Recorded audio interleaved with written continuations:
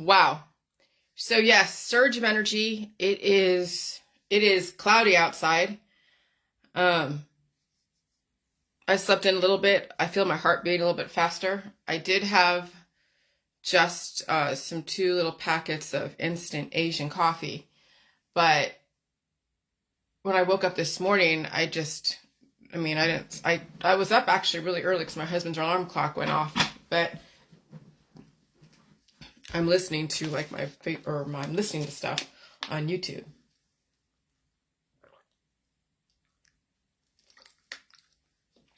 And releasing the demons, like blowing my nose and stuff like that, wow, it wasn't bad, but releasing the poop demons, holy shit. Yeah, the body definitely was needing to release. Even my armpits were open. And when the armpits are open and they feel a little sore, it's because the body has to release that quickly. And so that's why it's so important to make sure you don't block up anything on your body, like on your skin, under your armpits, and any orifice. You want to let it breathe and you want to let it to release, because that's what's going to freaking help you release the demons. And I'll say this, it's no joke. This climate change is no joke at all. Not that anyone's really joking, but it's aggressive. It's very aggressive. And so I'm upstairs, like right now, I was preparing for this Facebook Live and I hear a crash down the stairs. And I'm like, holy shit, what's that? Because I know what's going on. When I saw those two orbs the other day, I knew that the climate has changed. I wasn't like a lot of orbs, so it means I'm not attracting a lot of the dead, okay?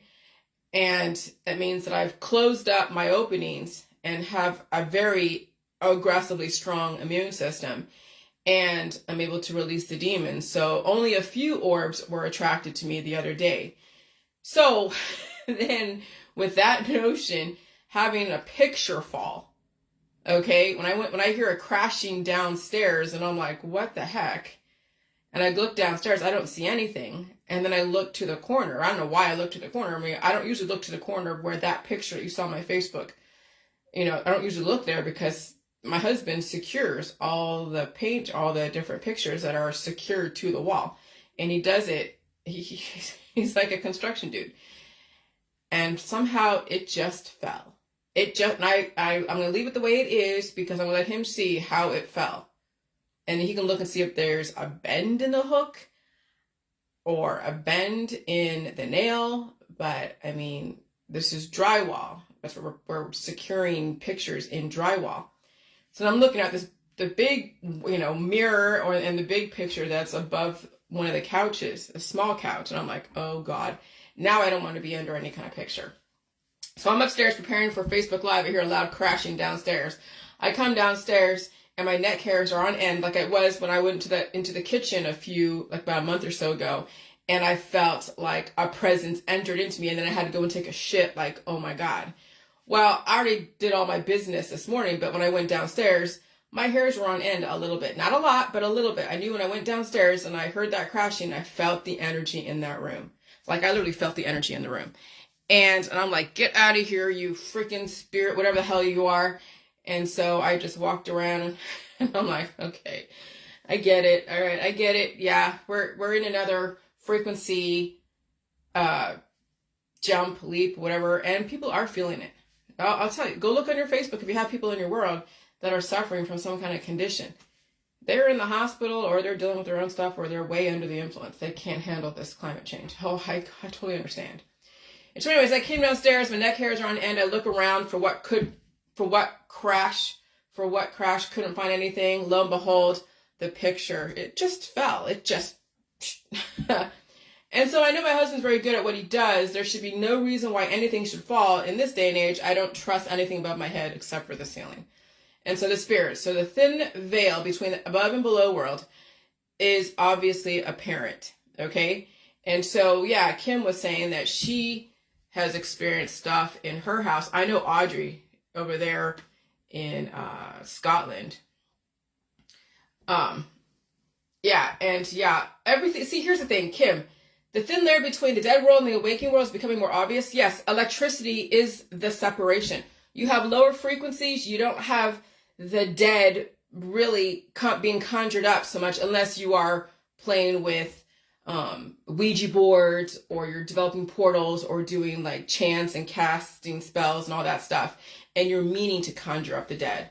And so, yes, the electricity does bring up the spirits. And so I'll make sure I mentioned that. Yes. Electricity, the frequencies make the thin layer even more obvious.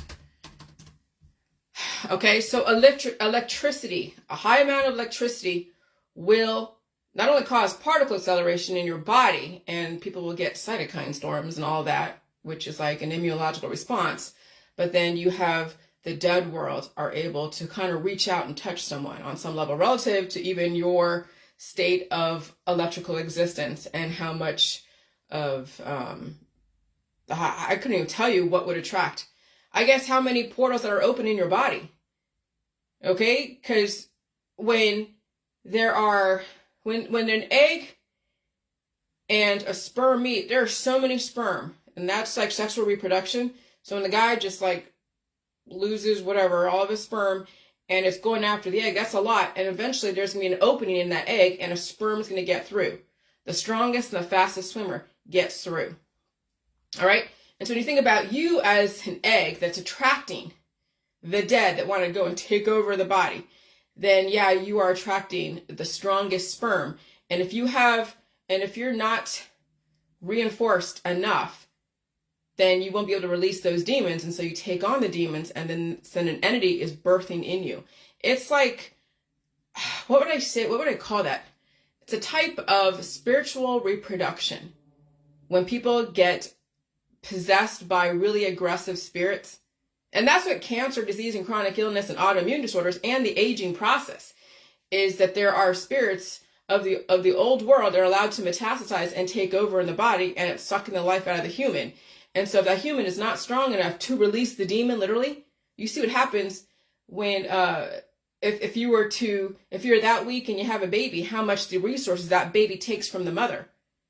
So imagine when you have so many spirits in the dead world entering into portals that are not reinforced inside your body, how many spirits are being birthed and metastasizing and taking over the body, the mind, and the spirit. So you have to see that there is a correlation of the spiritual reproduction of being possessed by the dead. They're looking to take over a live body, and then a baby that has a sperm, a baby that is made from a sperm and the egg meeting, and that's the strongest swimmer, and then that baby is just siphoning resources from the mother. Siphoning resources. And so if you're pretty reinforced and you're really strong, then you'll bear a baby and you could come back on some level without having so many diseases, because that's what happens when someone's weak. When they're a high-risk pregnancy, it's because they're already compromised, and having a baby is going to make them more compromised, and it might be questionable if they survive childbirth. That's what high-risk pregnancies are. And when people get diagnosed with diseases and they also get pregnant, that's why they have to be looked over by a doctor to manage that process, okay? And so there's definitely correlation between the spirit world and the dead world, and then sexual reproduction. There is definitely a pattern and a correlation and a relationship between the two. And so again, that's what cancer, disease, and chronic illness and autoimmune disorders is, the fact that you've allowed the spirits to enter your body and you're not releasing them. And that's why people get taken over by them. They can probably maintain relatively okay in our society because we are allowed diversity, and then the spirits are kept at bay on some level with the drugs and all the different means to manage the spirits in your body, and religion and science and politics, but also the law if your spirits get out of control too much. And that's why, alcoholics tend to need more of the babysitting from the law, because the spirits get out of control when it is under the influence of alcohol. That's why alcohol can be really deadly and detrimental to relationships, because the spirits take over and they become destructive to not only the body, but also the society. All right. So anyways, I gotta blow my nose. So yeah, we're definitely in a higher frequency environment. It's been hot. I went outside yesterday with my husband, so I'll give you a little bit of a synopsis of yesterday. So my husband, he had to take care of some stuff, so he was home, and he went and took care of stuff, and then he came home, and I didn't eat anything, and so we're like, let's go get something to eat. So we went to Dairy Queen. I love Dairy Queen. I love their blizzards, especially the cheesecake and the strawberry blizzard. So good. And I had a hamburger and all of that, and fries, well, actually onion rings and some Coca-Cola. And then we came home and we just both knocked out. We both fell asleep. Like both of us did. And so we got up, and then we had pizza after that, and I ate like 2 or 3 pieces of pizza. And so it was just, I mean, it was pretty aggressive yesterday, but you know, it was hot. So when we were outside, that's why I was trying to make a point, that when I went outside, it was so freaking hot. And Jason's like, dude, this is Ohio weather. I'm like, no, this is different than usual. This is really hot. I don't want to get used to this weather. I don't want to get used to being out in this weather, because, you know, not only do you have to really keep up the eating, but also the releasing. And then when you get so acclimated to something like this, as aggressive as this weather, then you don't see danger for what it is. The fact that I went outside and I'm like, dude, what the hell? This is freaking insane. It's like being in Florida. I lived in Florida for, you know, a year or so. And I'm like, this is Florida weather. This is insane Florida weather. And so I'm like, so I get in the car. I'm like, I don't know how people fucking work out in this. But they do, because people get acclimated to it. And then that's the aging process now accelerated. Because then when you get used to something as aggressive as this kind of weather, then you don't see danger for what it is, because you got used to the danger. I'm not trying to get used to something like this. I mean, it's hot right now. It's bad enough it's hot right now, and I feel the energy. I'll tell you, I feel the energy. And so last night, when I was just watching some movies, we were watching something, eating pizza, and I'm upstairs just relaxing and watching something on Netflix. I forget what it was, but I'm like asking the Google, like, Google, does collagen, is jowls from lack of collagen? And I'm like, oh yes. So I mean, I'm looking at, like, on my Facebook, and pictures of old writers like Alfred Hitchcock. You've seen Alfred Hitchcock, right? He has a really round face, and he has really jowly cheeks, and that's a lot of Englishmen as they get older over there in the United Kingdom, in England, Britain, whatever. The men get bigger and bigger and bigger, and their face becomes a bit more bloated, and they have a bunch of jowls. Women too, when they have more fat on the body, but there's no connectivity, there's no collagen. And so you see the jowls begin. And so then that's why people get Botox, because they start seeing the sagging because of lack of collagen. They're malnourished. That's why they get the facelifts. That's what you see with Madonna dealing with her bacterial infections, because of all the facelifts. Stretching that skin over the bone so it doesn't look like you're missing collagen. But that's the issue with vegans and vegetarians, and those that can't handle meat or milk, and they're only on vegetarian and soy. So they're not only really skinny, but they're lacking the collagen, which is going to help them, protect them from heart disease. And so when you look at the politics around food, you look at the religions that are against, like, pork, against bacon. And so you're missing a vast amount of animal protein and fat and collagen. And so then you see some of these religions, people are so skinny. I mean, look at even in India. They don't eat the cow's meat, and the milk is fermented, because it's the mango lassis, which is fermented milk or yogurt. They're not getting the fat, not getting the collagen. They're on vegetarian, and they're eating a bunch of heavy, aggressive spices that actually will work against you. That's why you're seeing not only the aggressive aging process in different cultures, but then also why heart disease is the #1 killer in all races and sex and everything, genders, or whatever you call it. And so jowls mean the lack of collagen. Botox and plastic surgery is hiding the lack of collagen in the face. I mean, look at all the people in Hollywood, or people that are, like, in specific cultures that want to produce an image that they look healthy and sexual and and fitting and all that stuff. And so they're not only getting an esthetician to do all these dermatological, I don't know, like stuff, but they're also getting the Botox. They're also getting the facelifts. They're getting nips and tucks, and they're using machines to go and smooth out their skin. They're doing damage and trauma to their body because they're malnourished. You realize that the last couple months, I've been becoming more well endowed, and I'm going to be really honest. Ooh, I better not be. Yeah, I better watch that. I have a hole right here. I forgot about that, wearing my husband's shirt. All right. So I hope that wasn't okay.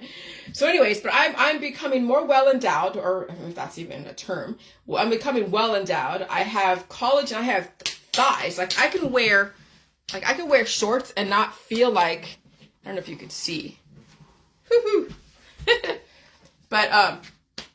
But yeah, I can wear shorts and not feel self-conscious because I have thighs. I have collagen in my thighs. They're strong. You can see there's a hole here, but I have protection. Okay. I am now bigger, not only bigger bone, but more collagen. I have muscle and fat, but I'm not trying to work out. And I have enough substance to handle these energy conversions. Okay.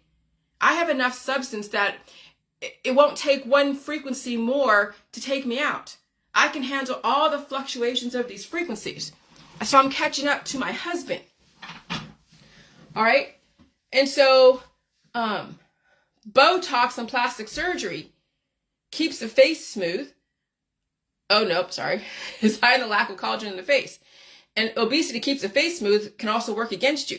So having more of the weight, having a little bit of the belly, having a little bit of the thighs that are not like cottage cheese because I have enough connectivity with the collagen. It's a trip carrying the extra weight, but I like it because I know I could survive this environment. I know I could survive really hot environments because that is my protection. That's my house. My body is my house. Okay. And so I have to take care of my house. No different than making sure that my house is reinforced, especially during this crazy climate change. But you have to make sure that your body is reinforced to handle climate change, that you're not too overprotected with lack of collagen, more fat, no connectivity, and you're immunocompromised, requiring therapies. That's when you know that you are having issues, because when you're relying on therapies, whether public health therapies or any kind of therapy, or surgery or Botox, it means that you don't trust your system. You're not taking care of your system. And so then you have to have some nanny come in and take care of you, which is basically the government and the medical holistic system. All right.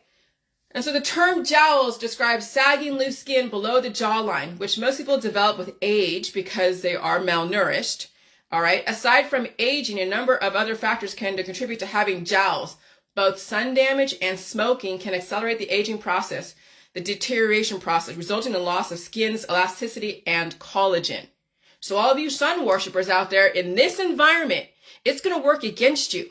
I go out in the sun, but I don't stay out in the sun, because I know how aggressive these UV rays are. I know how aggressive the particle acceleration is. I know how aggressive this climate change is. And I'm not pretending that everything is okay. I'm not trying to get a tan or look like I'm about to go have sex in a moment's notice. What I'm trying to do is fucking save myself. And when the environment changes, I fucking change the way I do shit so I don't compromise myself.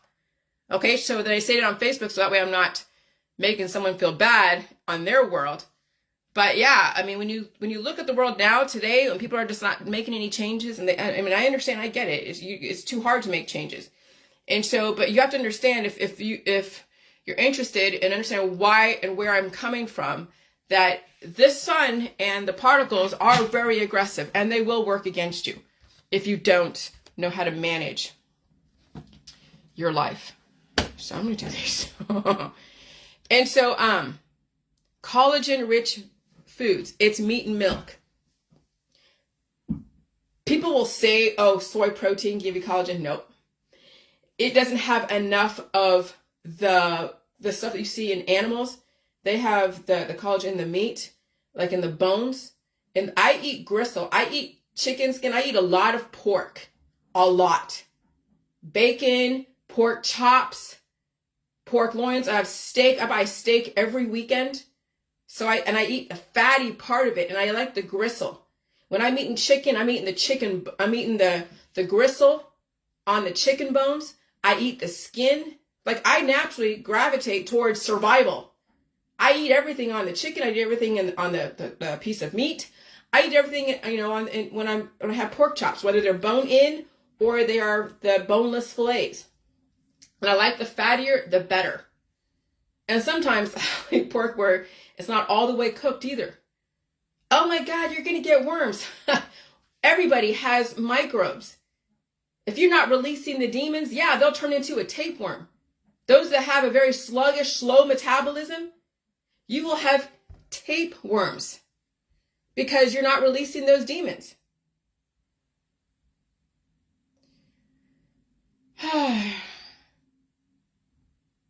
Okay. Looking at what people are saying. All right. And so that's why some of the religious people are so afraid, because they're afraid of the possession of parasites. That's why they're recommending everybody in the holistic world, all the ivermectins, because it's anti-parasitic. But what you're doing is you're attacking yourself. When you're using the J juice, because you think that's what's going to release all the parasites. No. It'll cure you and keep the demons within. What are demons? It's all relative to how much they're allowed to be out of control. Because every time there's a climate shift, a major one, I feel the itchies like on my skin. Sometimes, like yesterday, my hand, earlier that night, the night before yesterday, my hand was hurting. Okay, remember I told you that my hand was sore? I had that pain for a minute and then it disappeared. Well, then the next day, as the climate was shifting, I'm at Dairy Queen eating with my husband, and my hand was, on my left hand was itching. There's a little bump. It wasn't a bug bite, because I had it on my thigh and my butt and all that stuff. Every so often I feel the itchies and I scratch. It's just growth. And then my body, either I'm blowing it out, I'm blowing my nose, or I'm pooping all that growth out. So nothing is poison in the body. Nothing is horrible if you have an adequate release process and you know how to react to your release process and energy conversion, such as growths. It will never turn into cancer or anything like that because I have a release process. This morning when I was releasing those demons, holy shit. And yes, I do help things out all the time, because you have to know that's why you have digits, and that's why you have a sphincter and all that stuff. Okay, and that's why you blow your nose and you sneeze to help things push through the large intestine and the small intestine. Help the body process shit so you're not being taken over by spirits, being taken over by the dead, who then age the fuck out of people because they're taking their resources, like being pregnant, but being continuously pregnant. When you are holding so much damaged cells and so many spirits in the body that you're not releasing, it's like being continuously pregnant with so many colony forming units of communities of diverse microbes that you can't release. That's why the aging process, that's the deception of humanity, is that they've closed you up, put you under the influence of cannabis and anything else so you don't feel what it feels like to release or retain, and they make the aging process something to be normalized. They make the deterioration process something to be normalized. Even people with neurological issues, to normalize all those different types of issues because of massive amount of innovation done to people. Too much intelligence can make you dumb. Not enough intelligence makes you dumb. So there's a balance. All right? So collagen-rich foods, meat and milk. So all of you vegan and vegetarians, you are destroying yourself. How do you improve your heart health? Collagen helps keep the shape of your arteries and blood vessels. Why do you think people die from fucking heart attacks and strokes? Because they're malnourished. They're staying away from salt or sodium, sugar, fat, meat, milk, cheese, eggs. So what are they eating? I don't know what the fuck these people are eating. They're leafy greens and that's it. No, go look, I'm so healthy. I'm eating leafy greens and they're fucking skinny. And it'll just be a question of when another wave of energy comes through and knocks the fuck out of them. That's what people are dealing with. And so you're going to see the people who are really skinny, who are vegan and vegetarian, they're going to have a very hard time in this environment because you're going to need the collagen. You're going to need the meat, the milk, the cheese, the eggs. You're going to have to feel shit. And if you are under the influence of cannabis and anything else, eventually that's going to have to go to the wayside because that's going to work against you. Okay? And so collagen helps keep the shape of your arteries and blood vessels. When you lack collagen, your arteries may weaken. Fragile blood vessels increase the risk of, well, obviously, aneurysms, ruptured blood vessels, ruptured whatever, or what do you call it? Atherosclerosis, which can lead to heart attack or stroke. Okay? And so, yeah, these vegans, vegetarians, and skinny people are risking strokes and heart attacks and not surviving them. Malnourished, I'm telling you, I'm freaking telling you. I knew this, but I had to find a way to explain it. And I'll tell you, there's so much to this. So much to this. And it's like peeling back layers of onions until you get to the actual root, which is that we have had destruction built into us, right? When you have so many people procreating on bodies in deficit, there's got to be a balancing force. What's that balancing force to then control the population? Politics, religion, science, dogmas, and your government has to take care of the collective. And then eventually a good government will give the individuals to the choice to take themselves out or help the collective by staying alive and stop consuming so much. I mean, I'm not saying stop consuming food. You need the food, but stop buying the bullshit, enslaving people because you want to have your Versace purses and your trendy bags. But again, that's political. But that's the thing about the government. They have to control the collective from becoming out of control in their consumption and their spending habits. And so what do? They change the environment. And those that are still all addicted to the consumption, the image, and all of that, well, are they going to stay home and stay safe and curb their spending and curb things? I mean, we'll see. Maybe one person out of a group of people can figure it out, but their friends and family are not going to fucking get it because they're all too addicted to their spending and their image. And so that person will be one person out of so many people that will survive. And so all their friends and family are going to pass away. They'll be the only one left. And they could have helped their friends and family see things for what they are and maybe change the way they do shit. I don't know. We'll see. We'll see. And so, for a source of collagen. Collagen protein is digestible. Did you know collagen protein is no different than other proteins when it comes to... It is different. The source of collagen is but very accessible in grocery stores and online. There are only 4 sources or food groups that contain collagen protein, which are bone broth, certain organ meats such as tripe, meat on the bone including cartilage, skin, bone, joint material, eggs, more specifically eggshell membrane. That's it. No one can get collagen from green leafy vegetables. More on that soon. Okay, so people that are like, oh, I'm just going to eat the soy and that's it. No, that's not enough fucking collagen. That's protein, but you're not getting the collagen. So those, again, who are really skinny, who are only eating the soy and maybe occasionally a steak, you need the fat. Let me tell you, when I was eating the Mexican tripe, the menudo, oh, it was so good. When I was sick last summer, I ordered menudo. I know it was a little bit spicy. That's okay. But it was the tripe. It was the tripe that really helped me get to the next level of becoming well. Not only pulling out the fucking shit, but also eating the tripe. And so, yeah, you need the organ meat. People are like, oh, God, that's animal cruelty. Well, they are replicating animal proteins in the lab, so we're not torturing animals to feed us. I'm applauding biotech for that. Okay? And so, if people don't want to evolve, well, I have no issue with people dying suddenly. I have no issue with it. Now I don't have any issue with it because you're being given every opportunity to redirect. Every opportunity. That you don't even have to demonize the V's. Because that's not really the reason why people die suddenly. People die suddenly because they have developed a pattern of how they deal with symptoms. And it wouldn't matter if it was a V, a climate change, or a group of people, or some energy frequency like near a cell tower that you're not used to. People will die suddenly from so many different factors. And so now you have to realize that those that choose not to evolve, died suddenly is a gift to those who refuse to evolve. Some of you are great candidates for died suddenlies, and you are saving your friends and family from the suffering of watching you deteriorate. Okay? So maybe look at die suddenly as a gift, not a curse. And so those of you that are bitching about people who are dying suddenly in your family, well, they're 84 years old, they're 24 years old, they're 54 years old, and they were born into this world at a deficit, and you kept reacting to their symptoms with pills, supplements, and detoxes and drugs and surgeries. What do you think is going to fucking happen when the climate changes and they don't have enough of what it takes to deal with climate change, to deal with frequencies, to deal with change at all? What do you fucking think is going to happen?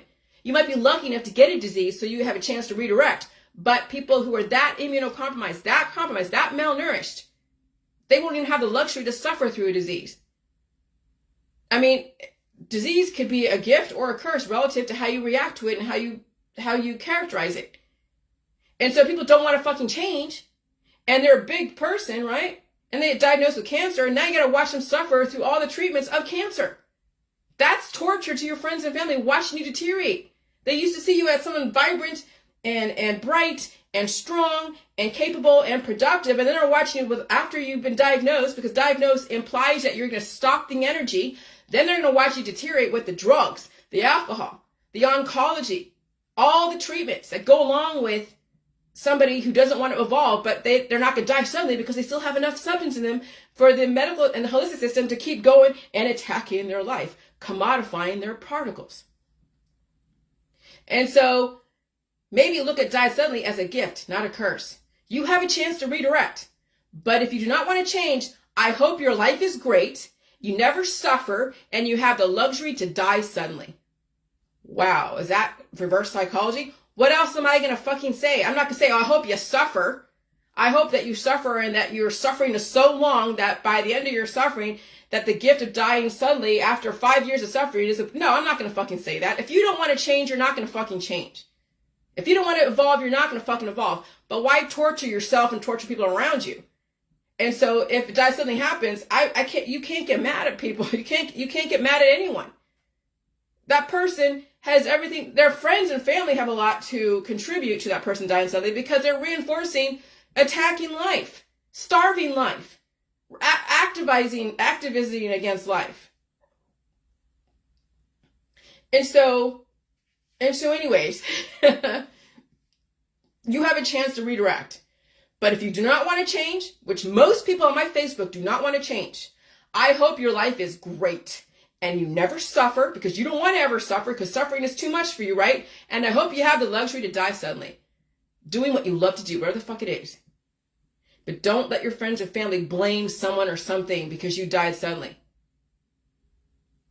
And so that's why, there is that, I don't say division, but there is that split between the J world and the rest of the world.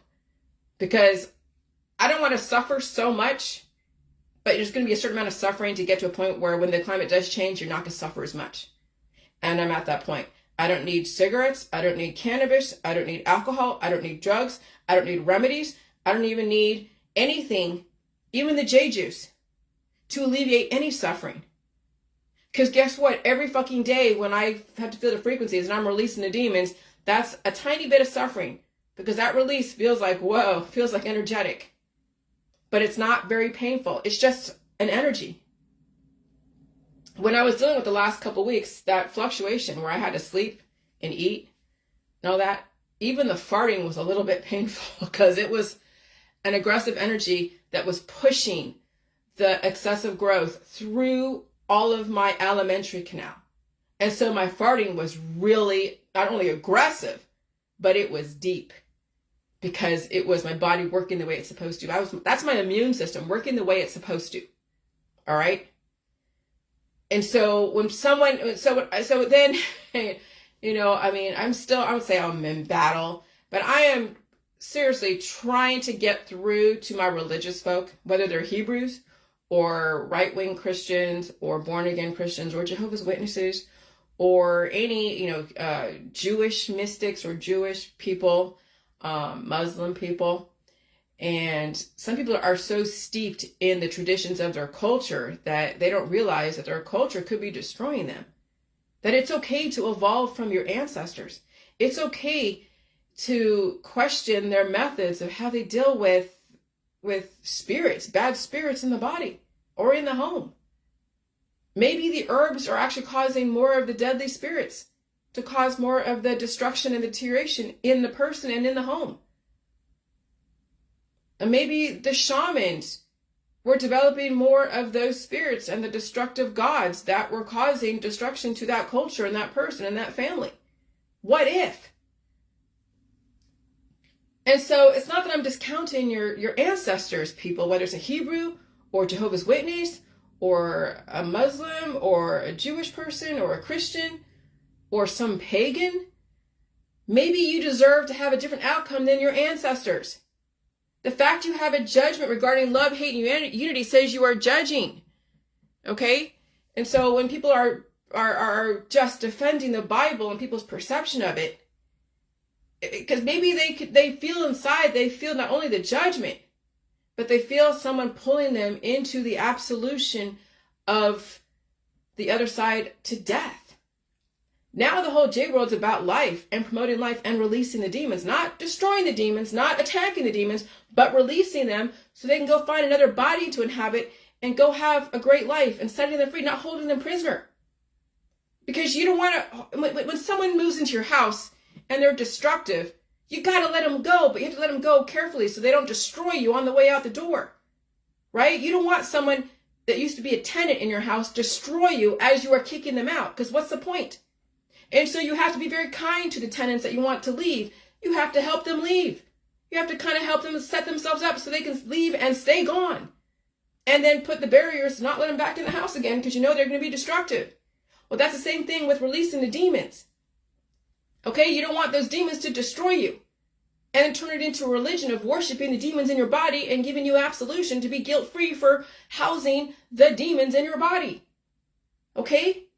And so when people defend the Bible so much, it's because somebody realizes there's something destructive in that Bible. Something is. They don't know what it is. There's good and bad in the Bible. But where do people end up who worship the Bible? I don't care who it is. They end up getting absolved by a priest, whether it's on death row or in palliative care or hospice. That's where people end up. Well, that's not the J world. I'm not trying to end up there. So I have a perception about the Bible that yes, it may have good stuff, but there's a lot of absolution, a lot of guilt-free stuff, a lot of, well, you're absolved and here, yeah, you sinned, but we're going to forgive you and you will end up going to heaven or hell or wherever. And that's not, and that's why I posted that hermetic reel about how religion not only capitalizes on the fear, but that's also politics and science dogmas. Fear is the number one thing that is used as a manipulation. But yeah, you should be fearful of people who are unpredictable. So there's a healthy amount of fear so you can use your fight or flight syndrome or fight or flight capacity to save yourself. But politics, religion, and science dogmas capitalize on excessive amount of fear to the point of where it destroys children, it destroys parents, it destroys families, it destroys communities, it destroys cultures. So the fact you have a judgment regarding love, hate, and unity, because there was some that posted, I'm not going to say who it is, but they posted something about a Bible where they're saying how you see the Bible, if you see it as division or love or hate or compassion, it's you projecting. You're the one that determines how you see the Bible. And that is no different than psychology. When people are trying to get you to do something, they use that reverse psychology, and it's already implied that you accept the Bible, but when people accept the Bible or accept something, they have a emotion attached to it. And so what do people who are using psychology realize? The emotion attached to it shows that there's a connection to it. And they know that there is resistance, which means there's still an acceptance. When you resist something, you still accept it. And that's psychology. They know that. That's how you're all able to be destroyed by what's going on with climate change, because the more you resist, the more it's going to destroy you and break you and cause you to break down. Okay, so when religion is using psychological manipulation on you, now you know that there is a manipulation of destruction. And so I'm like, I don't buy into the death process. I don't buy into getting absolution for death. I don't buy into worshiping dead people. I really don't. So I'm not falling for that manipulation. But that's how people will say when you have a question about or are like, yeah, I see what that psychological manipulation is and all this stuff, and it does cause division and people to destroy each other and all that stuff. Then they're going to use the psychology of, oh, well, that's your problem. That's your fault. That's you projecting, I don't accept it at all. It's a story. That's about it. It's not my religion. It's your religion. I'm not going to have you use psychology for you to make me feel bad. So I'm going to go and tell you that, yes, you're using psychological operation. So then I'm going to say the fact you have a judgment regarding love, hate, and unity says you are judging. And we know what the Bible says about judging. You see why people have a problem with religion. It turns into a meme to judge others, people's perception of it. So I take care of myself. I don't convert anyone else. I keep myself together. I don't expect to keep others together. I don't use anything to have judgment for or against whatever you want to use as an adjective to develop a judgment of hate or love or whatever. Why judge? Why have an opinion about what someone thinks about something? If you love the Bible, great. Who cares what others think about it? I articulate why the J world deserves consideration. My protocol is not for everyone, but that is for you to decide. And so the Bible isn't for everyone. Religion isn't for everyone. And why isn't it for everyone? Because not everyone wants to be absolved and go to hell or heaven and worship a dead person. Not everyone wants to do that. Can you acknowledge that? Someone who is Christian, Catholic, can you acknowledge that the Bible isn't for everyone? Not because they're satanic and they're an infidel and they're horrible and they're bad, because maybe they don't believe people should die or be forgiven for all their sins. Maybe you should stop sinning so much and stop, forcing a square peg in a round hole or making the same mistake and expecting something different. I mean, okay? And so what does the Bible say? Do not judge, or you too will be judged. For in the same way you judge others, you will be judged, and with the measure you use, it will be measured to you. Why do you look at the speck of sawdust in your brother's eye and pay no attention to the plank in your own eye? There's no need to defend the Bible. Just do whatever you do. Okay? And if you're going to be religious, then why don't you go and say, well, why, instead of dropping scripture, say in just regular layman's terms, why the Bible is so important to you. What is it about the Bible that is so important to you that nobody can get anything from what they're getting from, that you have the answer? I want to see a Jehovah's Witness say that. I want to see a Jewish person say that. I want to see a Muslim say this. I want to see, without just repeating, I want you in your own words, tell me why it is that you have that religion. I don't care who told you that, but why is it that you have that religion? And when you say, oh, it's because it saved me, that doesn't say shit. What do you mean save you? Oh, because you were addicted to drugs and you were worshiping a drug, and now for you to get off the drugs, you had to find something else to worship? When was it that you chose the Bible? What caused you to do? I mean, that's the thing. That's what I want people to question. What is it about their politics, their religion, their scientific dogmas, to have them pounded in everyone's heads that it must be this way and the only way? And that maybe, could they say that maybe the reason why they are in these politics, religion, and science world, because they have some kind of deficiency? As far as I'm concerned, I'm aware Jesus didn't preach religion. Quite the opposite, apparently. Potentially. But what happens when you worship someone that's dead? They may have great things to say, and someone destroyed them, right? But that's just like Einstein. He had some great stuff around physics. Stephen Hawking. But that's the thing. And so that's the thing is that where is the personal responsibility? And that's what I'm trying to get at. I mean, I can't force people to say that that they don't take personal responsibility. They have to put credibility in someone that was dead. Because I'm saying, people say great stuff all the time. But do they deserve worship? Do they deserve a religion around it? Okay? I mean, evolution is evolution. You can acknowledge where things come from, but does it have to turn into something where it then becomes something quite the opposite, like you said? As far as I'm aware, John says Jesus didn't preach religion, quite the opposite, apparently. Oh, yeah, he had great things to say.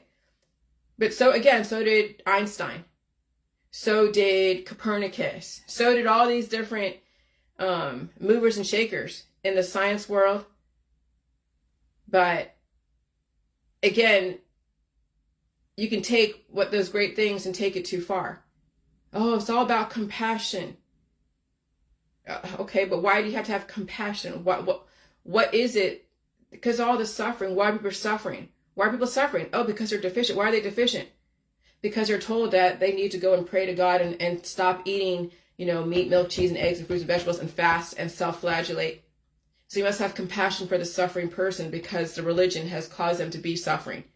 You have to realize where all these great platitudes come from. Because someone developed the problem to develop these platitudes. When you stop developing these problems and sustaining these problems, then you wouldn't have all these platitudes of love and compassion and sympathy and empathy and all the things that just make me like, holy shit. Which is basically the backbone of religion. Okay? That's essentially where I'm coming from, is why are we developing a situation for religion to be something? Because that's how people control other people. I can have compassion. Oh, I can have compassion when it's appropriate. I can have sympathy when it's appropriate. But I'm not going to turn into religion to go and save in the fucking world. People need to save themselves. They have all the tools to do it. But again, that's what I'm saying, is that questioning why you even feel the way you feel. Why is it this one person,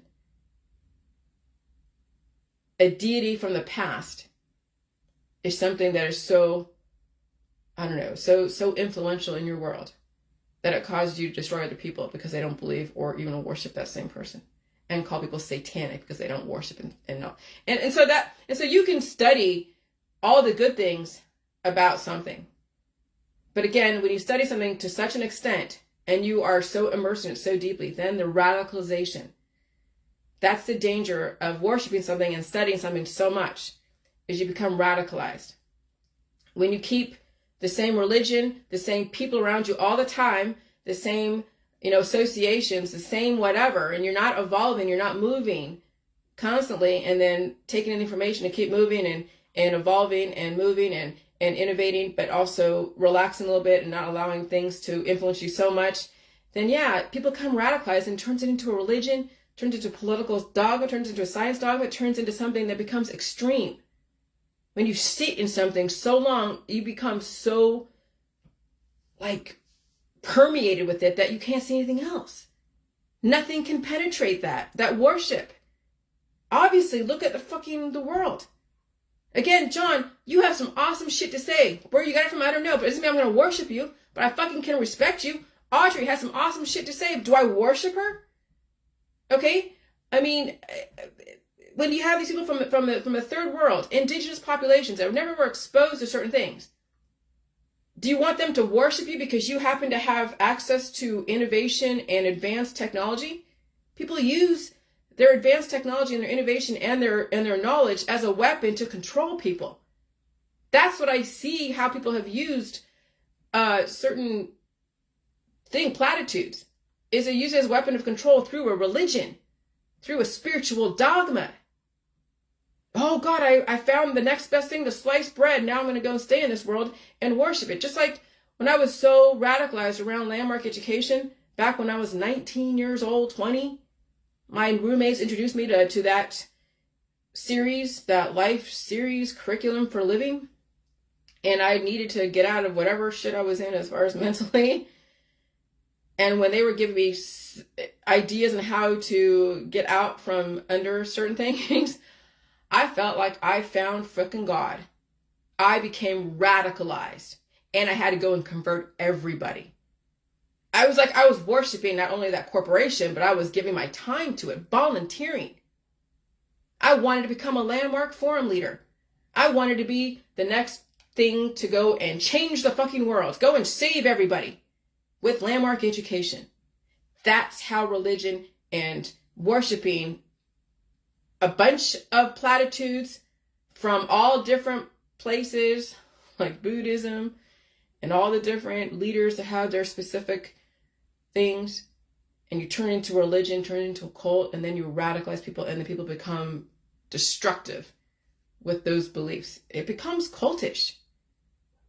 It's not the intention. They're just trying to, just like with college, not the intention to turn you into a cult, but when you go to college and you learn things and you're like, oh my God, You now know how to control people through your knowledge, and you purposely withhold knowledge so people don't get that's what I didn't like about being raised by my parents, is I wasn't told a lot of things because they had the upper hand. If they knew stuff, or she knew stuff and I didn't know stuff and she wasn't letting me know stuff, then she would always have the upper hand and controlled how I reacted and all that. And that is a source, that's what pissed me off about being raised by really smart fucking people, is they use their knowledge as a weapon to control.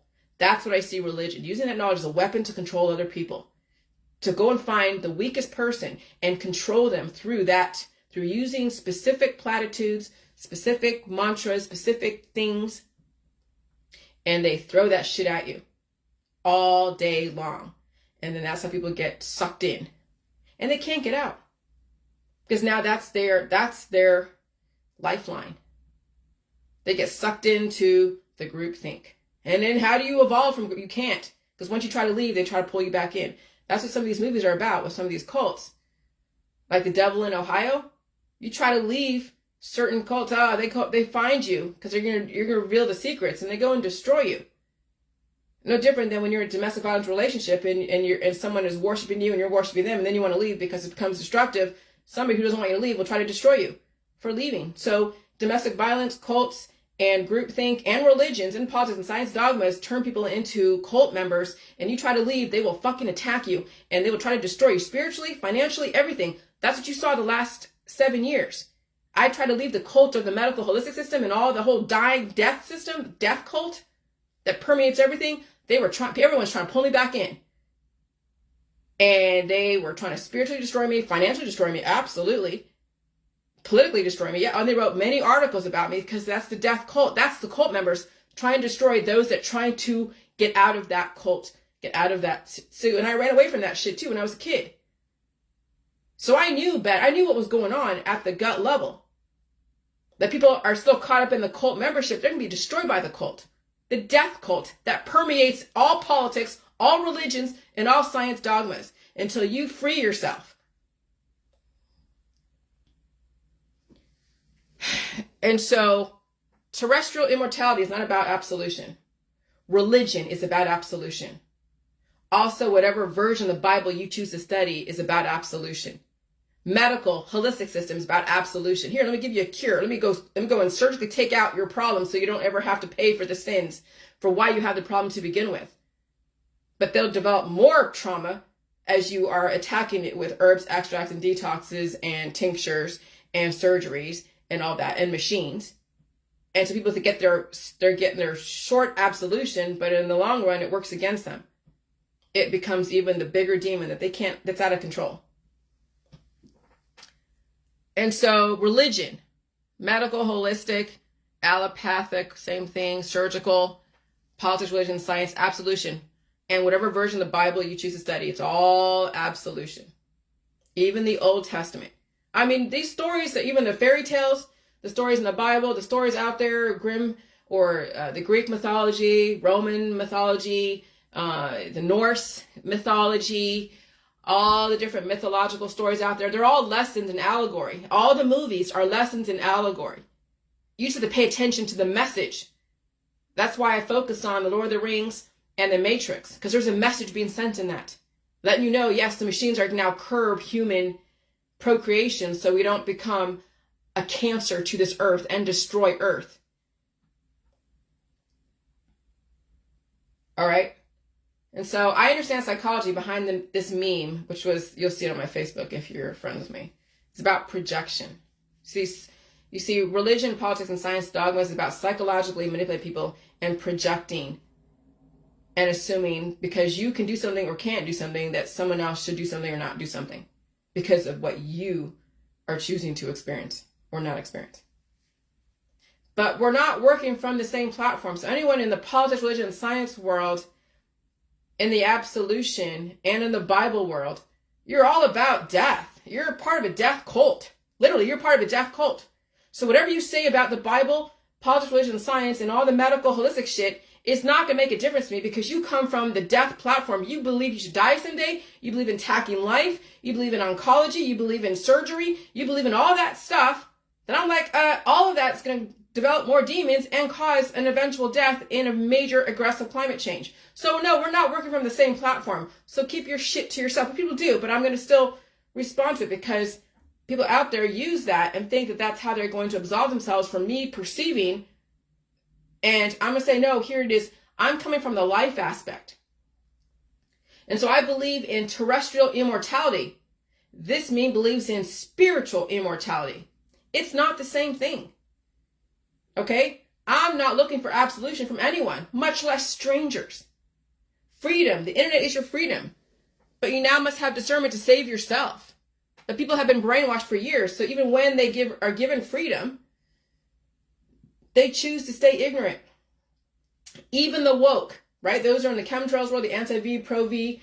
Those are all in all the different activists are still asleep because there's still another layer to understand and uncover. And the onion needs to keep being peeled, keep being pulled back.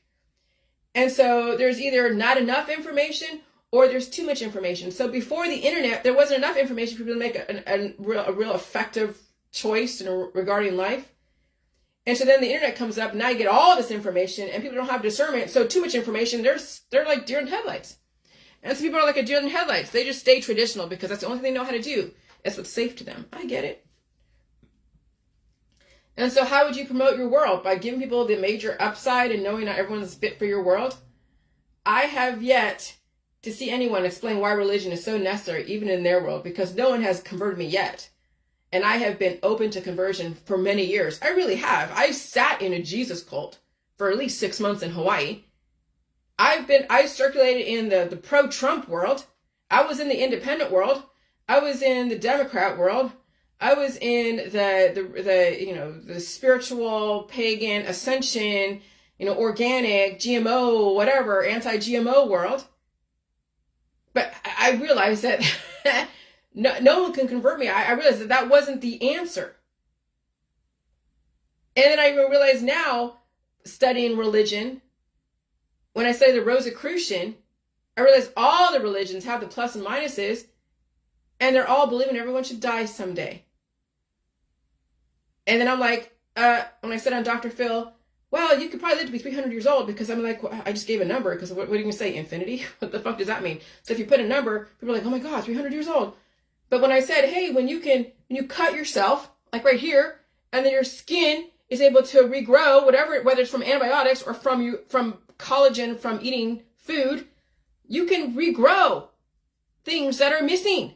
That's just a really basic form of proof that immortality is possible. But now you have to be smart about adding substance to you as the environment takes away substance. And so I've yet to see anyone explain why religion is so necessary, even in their world, because no one has converted me yet. And I have been open to conversion for many years. But there was never an argument strategic enough to sell me on the upsides. I don't look forward to death, but many people do look forward to death.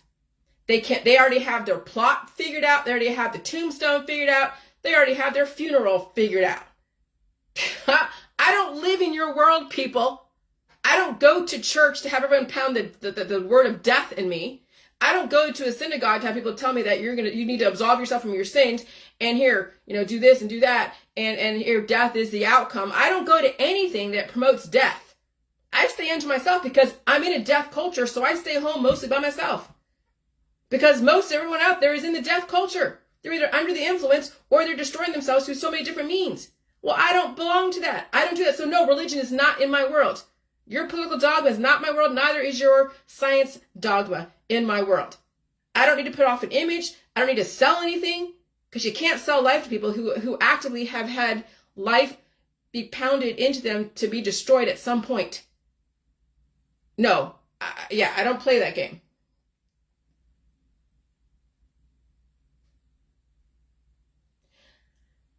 I don't look forward to death. I don't even advocate people should die. I don't pretend to save anyone's life. I don't want ever to be anyone's savior. I think everyone is great. Hey, even the ones that don't like me. I know you're trying to save the world from me, but you already believe in death, so I know what the fuck you're saving your friends from when you already believe people should die someday, and you're advocating them get oncology, be under the influence of cannabis and other types of drugs, and take your tinctures and do the surgery. So you're fear of me is really unfounded when you're the one that advocates people should die someday. Maybe you're afraid of yourself, but you can't tell someone that who doesn't understand that that's what was pounded into them for ever since they were born, is that they're going to die. As soon as you're born, you're dying. That's what people say. As soon as you're born, you're starting to die. Oh, that's the death culture. I don't claim to love you or hate you. I want to give everyone a choice. So you can stop blaming or martyrizing someone else for your fucking absolution. That's what they did to Jesus. They martyrized and made him the absolution for other people. Well, and because he made himself, I wasn't there back then, 6,000 years ago, so I couldn't tell you. I can only hear the stories from the winners, okay? So you're not going to get an accurate depiction of what happened 6,000 fucking years ago. You're going to hear whatever someone wants to tell you about what happened 6,000 years ago.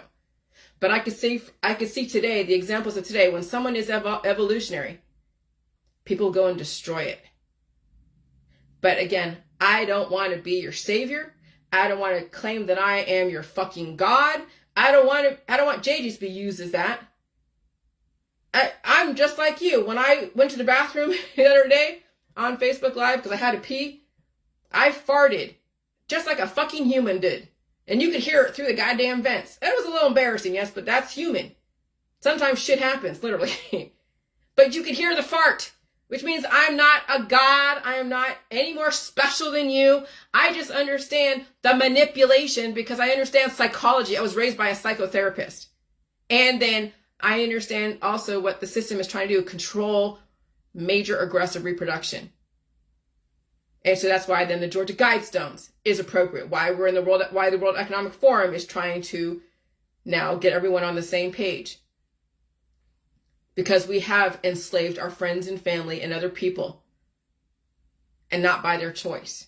Now, if you want to enslave yourself, you have a choice.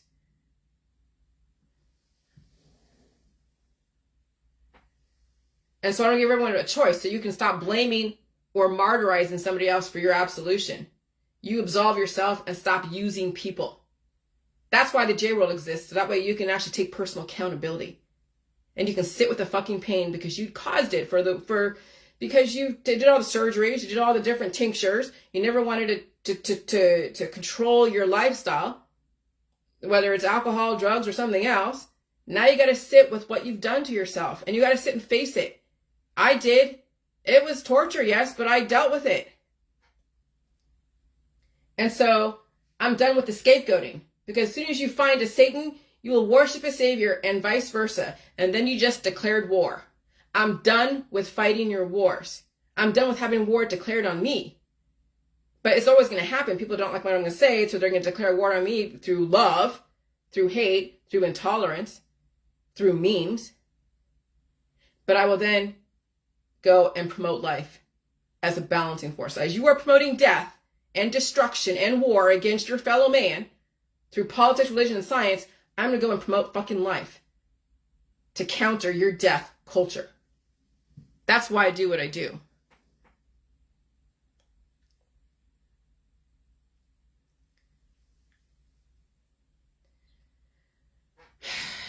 And so I keep warning my California friends, when insurance companies stop covering properties due to climate change and wildfire dangers, what do you think will happen to your own body, mind, and spirit in this high heat? And so in California, if you're not figuring out that it's not going to be the place to be for your kids and for you, get the fuck out if you can. Find a way out.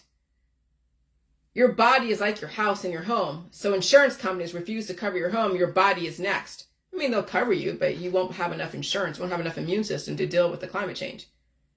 Remember, kids were born in deficit. Kids were born in major trauma. And parents have done trauma to themselves, especially in California. Everything's organic, gluten-free, salt-free, sugar-free. I don't know what the fuck they're eating in California. They're probably not even hungry because it's so goddamn hot over there. And so your body is next. Your children's bodies are next. They won't have enough insurance in their immune system to withstand the aggressive frequencies. And so they either become so big or they become so small. And then, die suddenly. Everything is connected. State Farm is no longer accepting property insurance applications in California. So there's a California Fair Plan that Farmers Insurance does sell to people who have properties in really, really bad areas. And so I remember selling that when I was in California, the California Fair Plan. And it's more expensive with less coverage. Oh, it's very expensive with less coverage.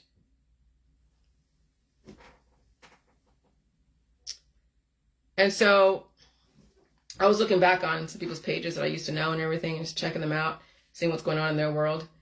And, part of me, has like a pang of, I don't say guilt, but like, wow, why did I let that relationship go?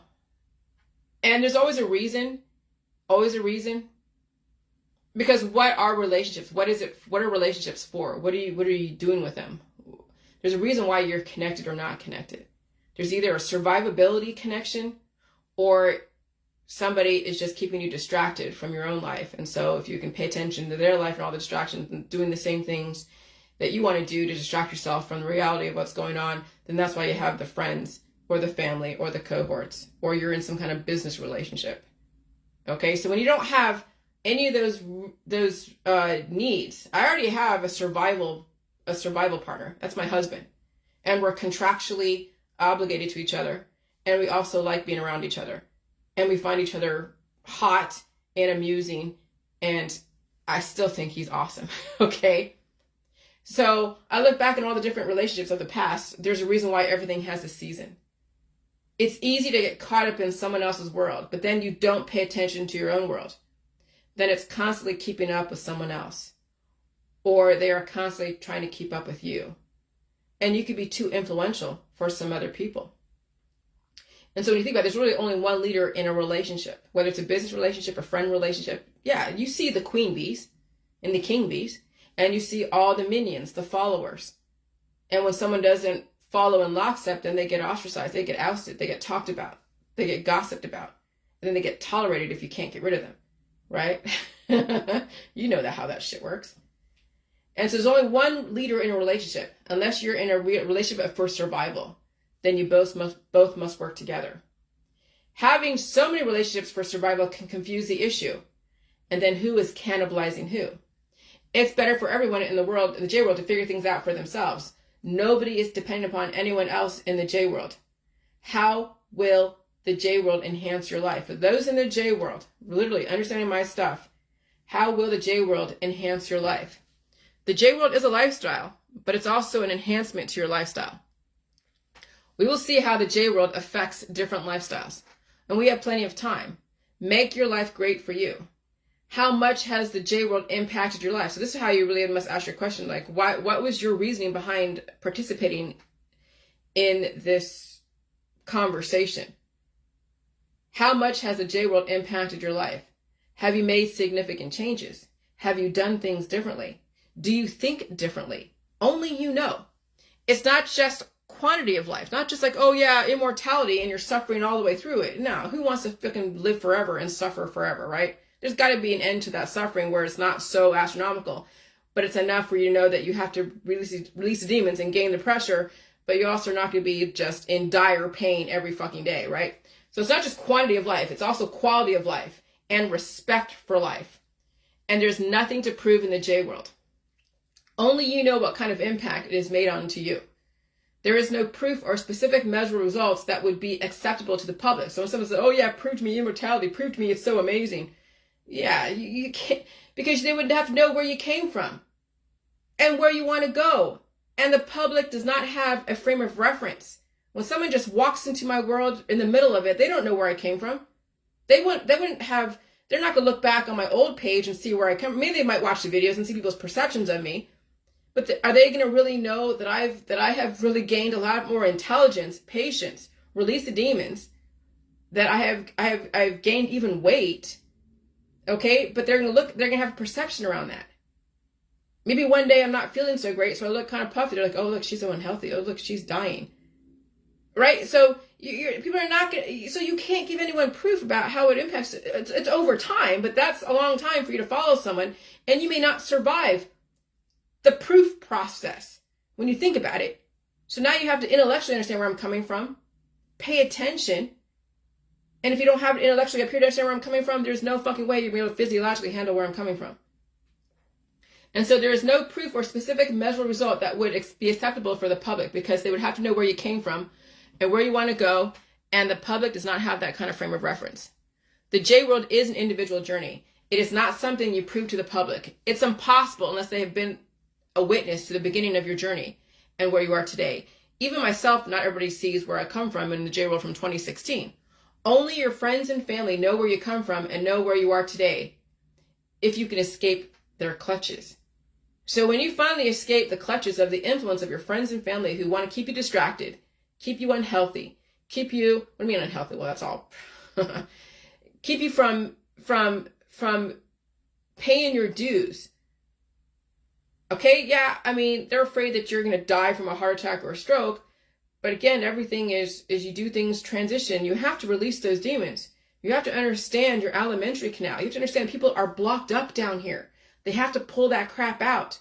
They have to start blowing their nose, opening up this part of their body so they can get the pressure to release down that part of the body. And it takes a while. You can't just do J juice and think you do waterfalls. Now everything is great. That's not how it works. It's a process. And when you're obese, that's a process because you still have to eat and you have to release those demons and you have to feel all the different temperature changes and the skin conditions and the energy of the heart and the headaches. And it's a lot. And the infections. Oh, I'll tell you, the reason why I brought my book, this book, hold on, that's on Amazon, that's for $48 because someone is reselling this, okay? Because there's certain ways to manage some of the inflammation so you can be a little bit comfortable, but you don't want to become cured. But yeah, you can use J juice to help manage some of the symptoms, but you don't want to become too used to taking away your symptoms. You have to be able to condition yourself to handle the symptoms. But you can use salt and water to help alleviate a little bit, and then the next time it comes around, it won't be as much, and you won't have to use anything to stop the symptoms or give you some relief. I'll tell you, when I had the major headaches a few years ago, I had to get like peppermint oil and water and put it on my forehead because it was I had to find some relief to just distract me from the pain. Oh yeah, I get it. You'll use whatever you can use to help kind of alleviate a little bit, but then you're going to have to revisit that again until you can handle the pain. But the pain won't be as great as you keep releasing. It's a process, and every time the climate changes, your body's going to keep reminding you what you need to deal with. And every time, and the pain is that great, it's because you have used so many remedies and surgeries against the body's evolution that you're going to have to deal with it. But then you have to figure out how much can you deal. Okay? But I don't want to take away anyone's pain because then people can take that to extreme. I'm not a doctor. I don't claim to be a doctor. I don't want to absolve you of your sins.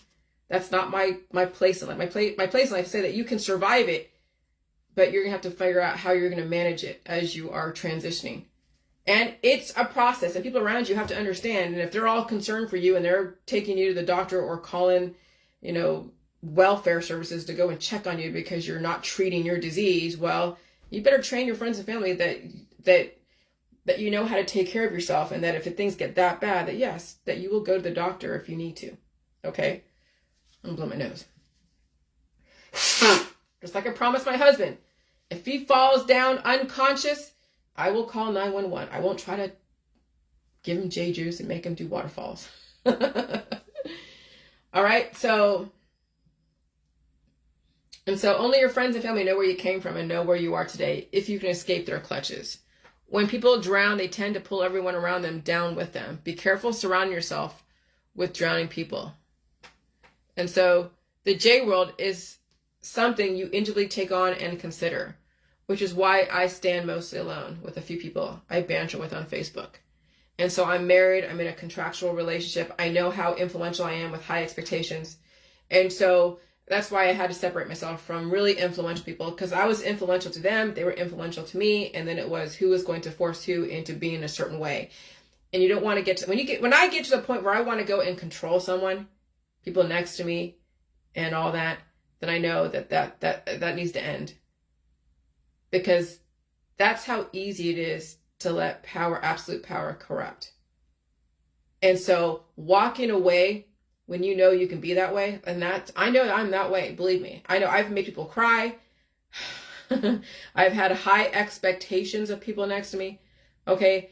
And when they don't meet those expectations and they don't change the way I want them to change, then I had to walk away from that, because I would be destructive and they would be destructive to me and I would be destructive to them. So I know my own power, and it could corrupt if it's allowed to get out of control. So that's why I stand alone, because I can't let that get out of control. My husband is strong enough for me. Husband and I are evenly matched. I'm very strong in the brain. I'm not saying that he's dumb. No, he has strengths in different areas. He's strong in the body. He doesn't abuse that, and I try not to abuse too much of the brain on him. But he's caught some of my psychological manipulations, and he uses them on me too. I know exactly what he's doing, and it's great. It's fucking great. Okay? And so, which is why I stand mostly alone with a few people I banter with on Facebook. And I'm married in a contractual relationship. I know how influential I am with high expectations. And so we all have our own journey.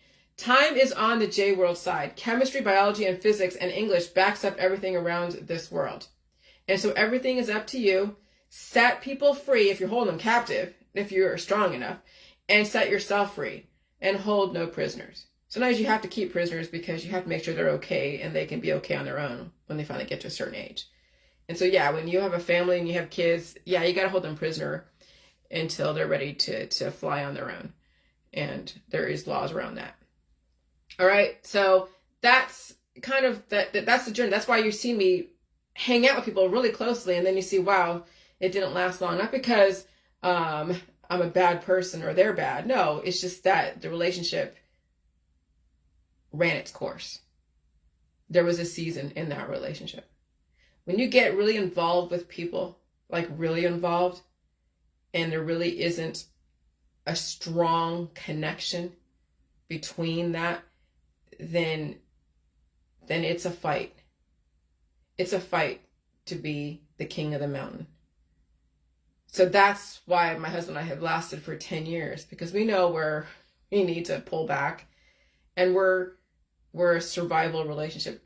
Marriages that understand their strengths and weaknesses and all that stuff, and are in contractual relationships, and they understand marriages or just regular relationships with people that you have a common ground of survival. Survivability, man, finding that one person that helps you survive and you help them survive. That's going to be integral. And so, and you build that and you build on that. But having so many relationships out there that are all about survivability, then it's destruction. Then it's destruction. And so, being on your own is a strength. I'll tell you, it has. And then you make so many realizations about a lot of stuff. And you don't need to be distracted by drugs, alcohol, sex, high-risk lifestyles, adrenaline junkie. I've done my traveling. Thank God I've done all my traveling. And so if I'm going to go do anything with my husband, it's going to be more local, maybe an hour or two away, but I don't have any need to go to a tropical place right now. I don't mind getting away with my husband, but I don't need to go so far to get away. There's nothing to run away from. Ohio has so many things to offer. Ohio does. And so I was thinking about that last night, like, my husband and I need to go and take a vacation somewhere for a few days at some point. But I don't need to go to South Carolina, North Carolina, Florida, or anything like that. I've done that. I've been to most places. Okay? So, all right, that's it. So just understand that you need the collagen, you need the meat, you need the milk. If you have an issue with meat and you're allergic to meats because you haven't built up the tolerance to deal with nutrition, I'm telling you, the brainwashing of starvation, of keeping population control, the brainwashing of saying that meat is bad for you, meat is horrible, GMO is horrible, gluten is horrible, all the food allergies that was perpetrated by the medical holistic system. Because not only are you using food as medicine, causing the body to have an anaphylactic response, but people can't handle releasing the mucus. They can't take time off. They're born deficient. They're born with a food allergy. And bringing someone whole again when they're young, it's painful. It's like a suffering that people are not equipped for. So then these kids are growing up deficient, and it'll be questionable if they survive a highly aggressive environment. And that was all by design. Because no one has taught people how to evolve and how to manage their symptoms to work for them, so they can stay alive, if not indefinitely. You had politics, religion, and science dogmas and your culture to keep your life under control. And now it's time to set yourself free from that without having to die. Some of you are going to be set free through the death process. Others will be set free because they faced their demons and they knew when to change. Because now more than ever, if you don't change, if you are that immunocompromised, die suddenly will be the gift for everyone. All right, bye.